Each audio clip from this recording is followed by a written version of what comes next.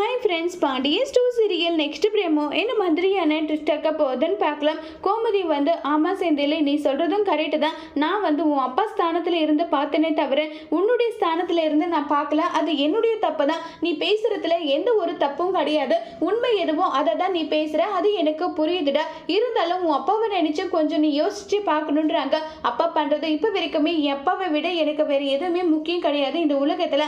அப்பா நில்லைனா நிற்ப, உட்காருனா உட்காரவே, எல்லாமே பண்ணுவேம்மா.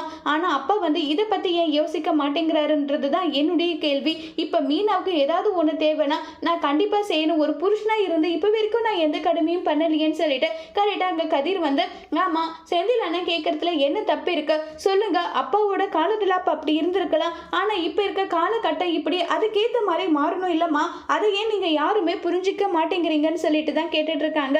எல்லாமே எனக்கு புரியுது, நான் உன் அப்பா கிட்ட பேசுறேன்னு சொல்லிட்டு அங்கிருந்து கோமதி போயிட்டு பசங்களோட கோரிக்கை என்னன்றதை நான் உங்ககிட்ட சொல்லணுங்க.